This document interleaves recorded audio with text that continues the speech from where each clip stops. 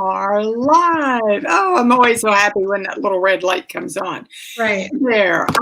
I'm Virginia Amos, a realtor with Caldwell Banker in Old Town Alexandria. And today we are on our 12th. It is hard to believe, but our 12th edition of From Our House to Yours. And today we have with us Dr. Shara Posner, who is a chiropractor in Old Town. And I cannot think of a better person to have on because I know everybody I know is suffering from neck and back aches. And truthfully, it is nothing but stress. And Shara, this, as much as you're really limited in seeing patients, this must be an incredible time for you.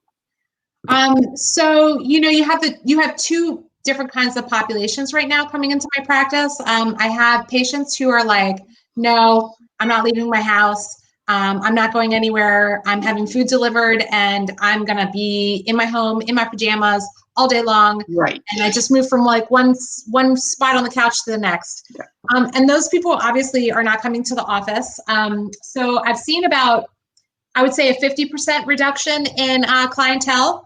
But by the state of Virginia and the Board of Medicine, we're considered essential. Okay. The patients that I have been seeing in my practice now currently are people who are, it's funny enough, your workstation at work probably had some ergonomic specialist set it up. Yes. And if you didn't have an ergonomic specialist set it up, then you probably at some point requested your employer buy you a better chair or a better something. Right. So under now the keyboard, under the desk keyboard kind of thing. Yeah. So now we're at home and we're working from our couches and our living room, our kitchen table. Yep. We have like these mock setups wherever we can figure it out. And so now people are coming in and not only from the stress of not knowing when this is all going to end, but the stress of poor ergonomics because they're sitting at an inappropriate station. So I'm doing a lot of stuff that is more kind of like, there's an end, this will all end soon, kind of like psychosocial stuff, but also, making a lot of ergonomic suggestions and corrections and doing a lot of talk about ergonomics and how to set up your workstation. A lot of people don't want to buy a new chair. So, making no cost suggestions, taking a look at people's pictures. Oh, good for you. Yeah. So, in terms of like the COVID status of my office, my client has pivoted a little bit and I've had to pivot in becoming kind of an ergonomic, what I didn't know before, specialist now. Yeah. And then, obviously making sure that I'm also maintaining a safe and sanitized environment for my client. Were you ever closed completely?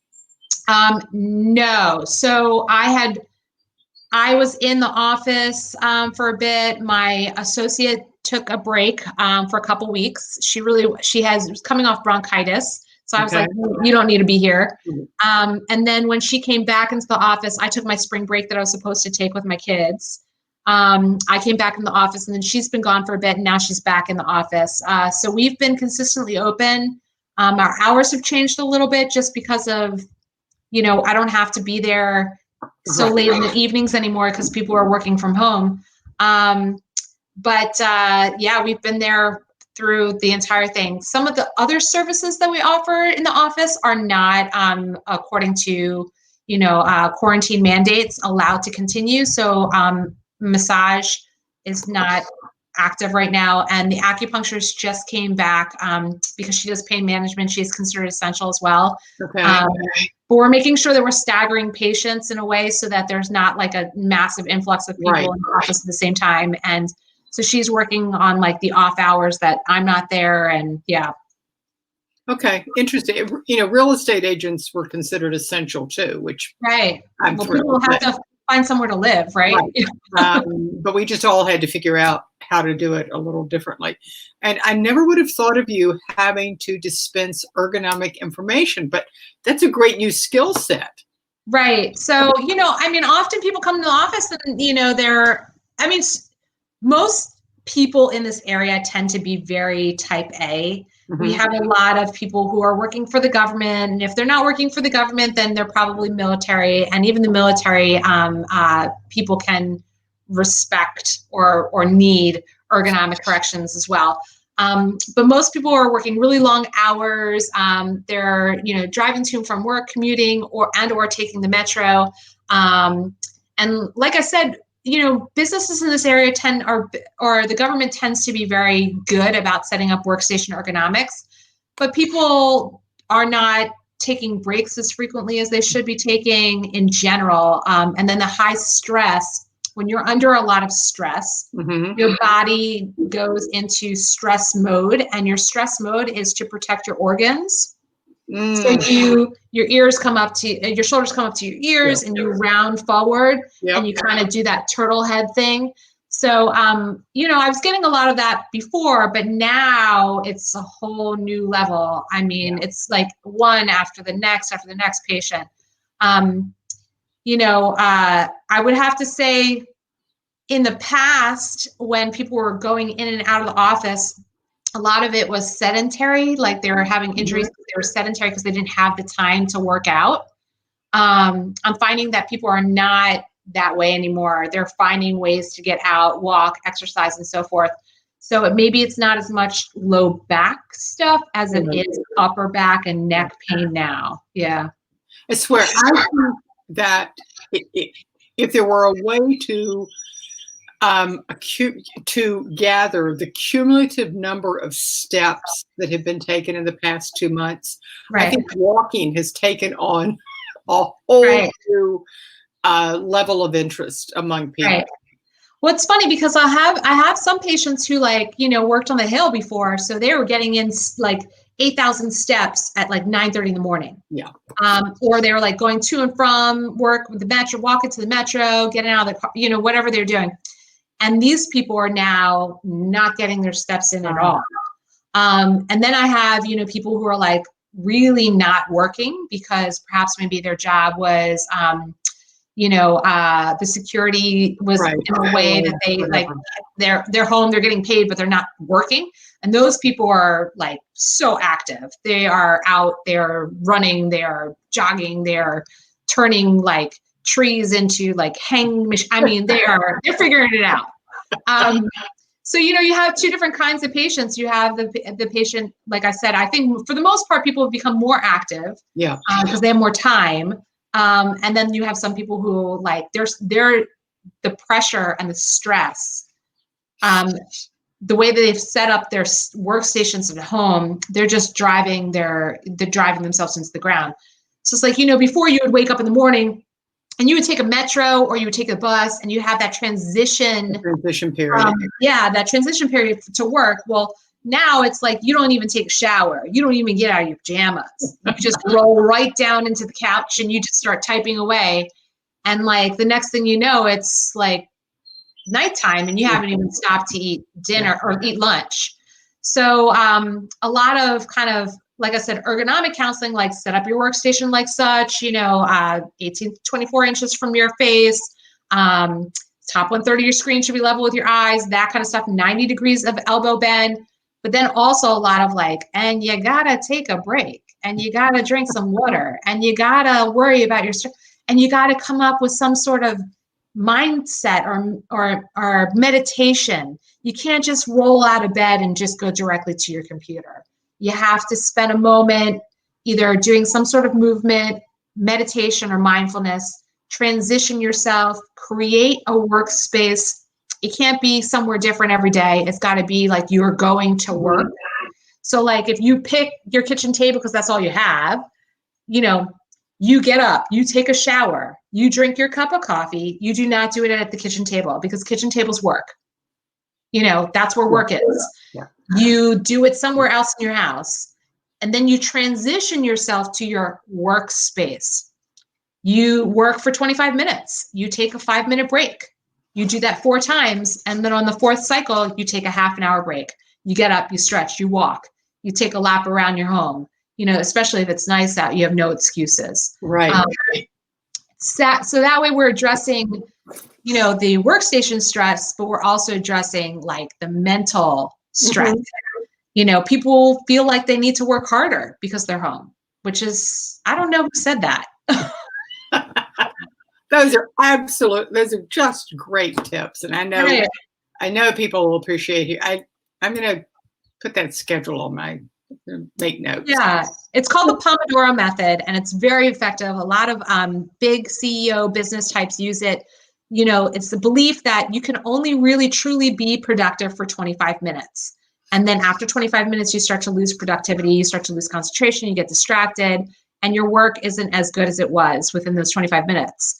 So the Pomodoro method is blocks of 25, and then you take a 5-minute break, and then on the fourth cycle, you give yourself a half an hour. That's really interesting. I learned a long time ago that if I needed to do something, 20 minutes was about like if it was deleting emails. Right. And I just have gotten in the habit, like if I sit down and I'm doing something that maybe I don't really want to do or it's mindless, I put my phone, I put on the stopwatch.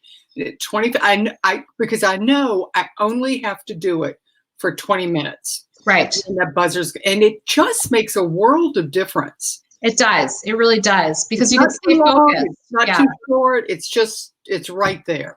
Right. Yeah. I couldn't agree more. Yeah. So tell us a little bit about how you came to Old Town and how long you've been here and where your office is.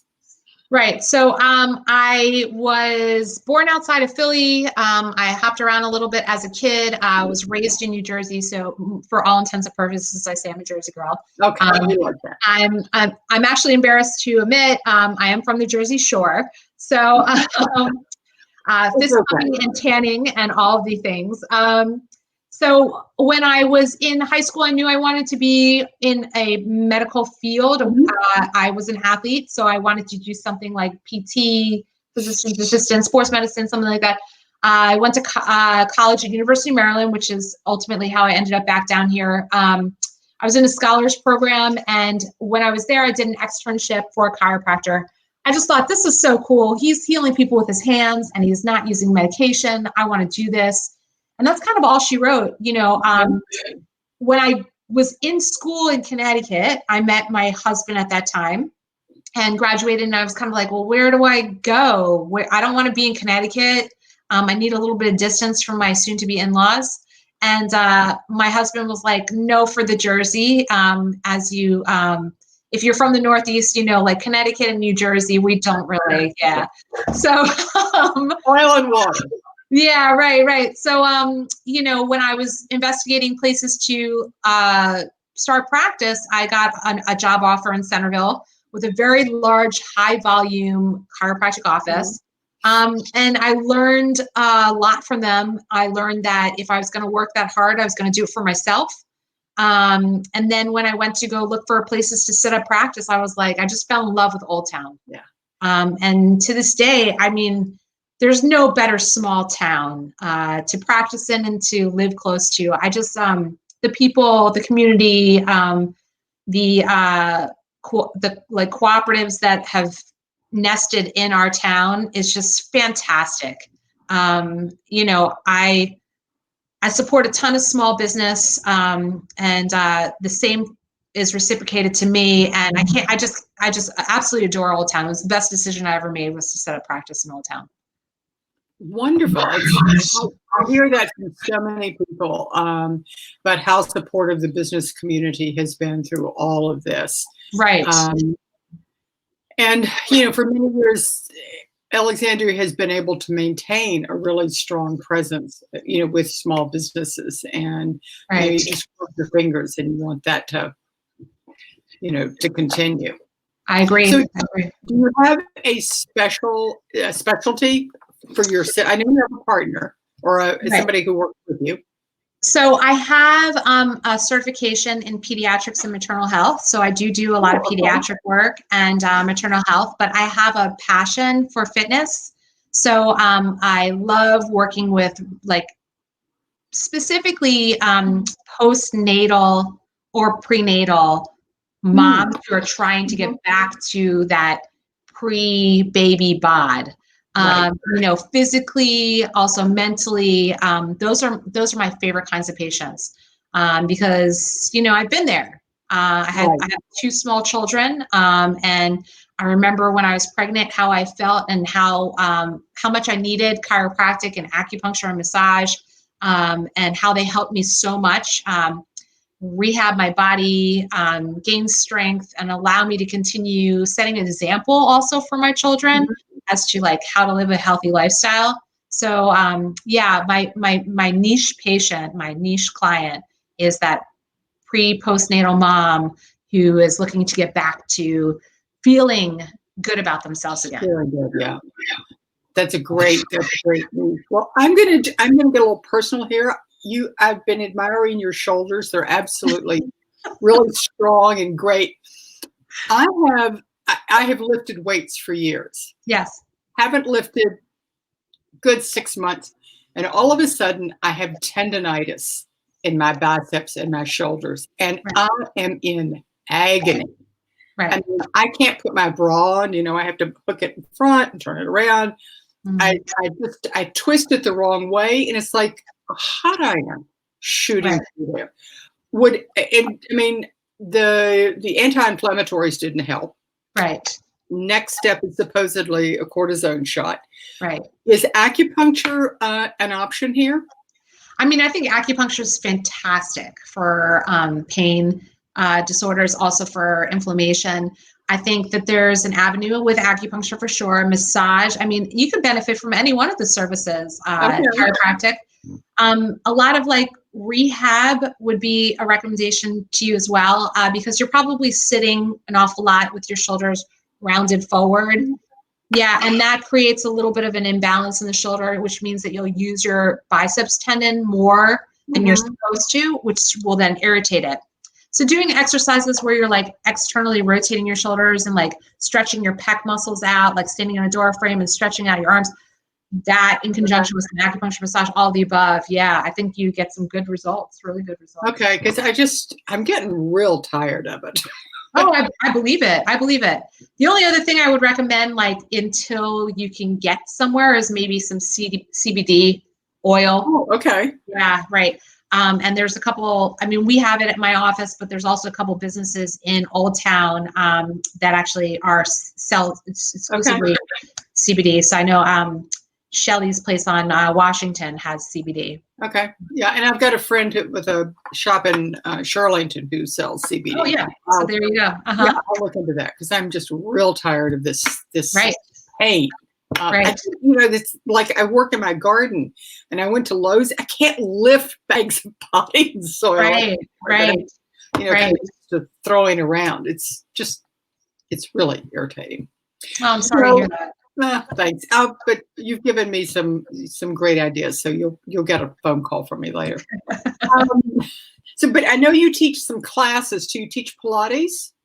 So I got my certification for Pilates from Dr. Megan Brown, who owns Mind the Mat in Delray, Alexandria. So for a while I was doing Thursdays, I was teaching Pilates there, hot Pilates. I have stopped that because I was just overwhelmed with my schedule. I was coaching at Orange Theory for a bit. So I was doing about 6 classes a week at Orange Theory in Carlisle.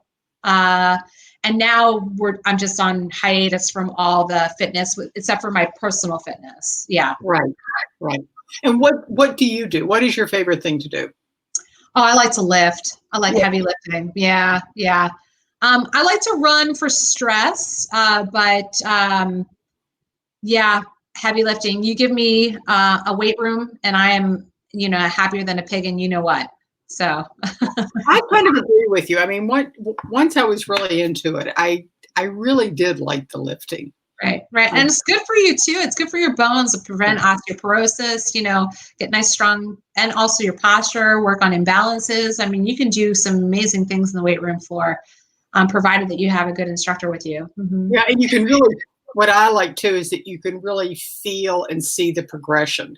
I mean, to go from a 10 pound to a 15 pound and, Right. You feel strong. Yeah. You feel strong, and it's nice to it's tangible. Right. It's tangible, Right. Right. which I really appreciate. Right. So, do you have any idea when things? Well, we're still in. God, we're not even in phase one, right? Right. So, my massage therapists are talking about coming back in phase one. That's going to be really interesting. Like I said, it's very difficult to practice social distancing when you have so many providers in an office. Right. I think I will tell you, the consumer for all businesses has changed. You have people that have been sitting on their computer for 9 weeks now. They're much more tech savvy. Yep. They walk into a place and the first thing they do is they check the cleanliness. In the past, I've avoided restaurants because I felt like, oh, yuck, that I don't want to eat there. But now it's like on a whole new level. It's like, I walk into the coffee shop in the morning and somebody doesn't have a mask on and I'm like, what? Wait, Yep. what, why are we doing this? So, I think that it's got to be a slow trickle to get back to normal. Although I don't think we'll ever achieve normal the way that we had it before. And there is no going back. It's right. It's always. I think there will always be a level of awareness of social distancing, which is great, because who liked that person that was like breathing down their back when they're at, Wegmans? Right. I'm like, why you have to stand so close? In terms of my office, I have, like I said, we're wearing PPE. We have sneeze guards at the front desk. We are wiping everything down in between patients. We're practicing social distancing. So the amount of patients that I have in the office will never be able to be what it was before. So obviously that's different. And then I also have this massive unit that I use every night that dry fogs my whole office and kills all bacteria and viruses, just because, I need to make sure that my clients feel like safe coming back. So I think the businesses that handled their exit correctly, and the businesses that handle their entrance back in with finesse will tend to be the ones that people are much more apt to using. I feel like people are going to be watching and waiting to see, what people are doing when they start to get back into the same environment, I think you're right. I think it's not just a matter of, oh, good, how many clients can we get back, but how can we safely accommodate our clients to the best of our ability. Right. Like I can imagine in the real estate realm, I mean, everybody, I remember back when I bought homes years and years ago, I went into a house and somebody requested that I put on booties and I was like, why? Yeah. And I would be like, sure. Okay. Yeah. I'll put on booties. I'll put on rubber gloves and I'll wear a mask. Like, that's just how it is, I think these things are, some of these things are here to stay. I try not to watch the news, but of what I do catch on the news, we know that it's going to be like the flu. It's going to be around. Until we can find some effective way to treat it, we're going to have to be cautious, and just expect that you wash your hands and, watch your environment. And it's not a bad thing. I mean, maybe it's easy to be lax. And so it's just a matter of, washing hands is a really good thing to do. Yeah, like I said before, like people don't have to stand so close to people. I've always kind of been like, give me some space. And the fact that we had to tell people to wash their hands and how long to wash their hands for is a true indicator of the fact that you need to wash your hands. And you should probably do that forever. So, I'm like, I've always kind of like, in the beginning, I was kind of questioning. I was like, why do we have to tell people to wash their hands? But, I guess there were a lot of people out there that just didn't do it, Lots of lessons learned. Right. Lots of lessons learned. Well, it's been great talking to you. You gave us some great tips. I will extend my 20 to 25 minutes now. And you get up for 5 minutes? 5 minutes, and then on the fourth cycle, a half an hour. Okay. Gosh, that sounds great. I'll remember that. And I will definitely be calling about the acupuncture because Great. Dr. Joni is fantastic. oh, good. Okay. I'll just, I'll call and make that appointment. So, one of the things I really hope to do is come back a year from now and visit with people that I'm talking to and say, how are you? You know, what's going on? Because I think a year from now, we're just, we're going to be in a different place. Right. And it's good to check in on people. So, Right. expect a call from me, but we'll probably stay connected through Sarah anyway. Awesome. Yeah. All right, so I'm going to sign off now. Again, we've been with Dr. Shara Posner, who is the Back to Health Clinic in Old Town. And if you have an ache, he is the person to call. Okay, right. I'm signing off. Thank you so much. Okay. All right, take care. Bye. Okay, bye. Oh, I couldn't do it because I'm using my finger and it's a mouse.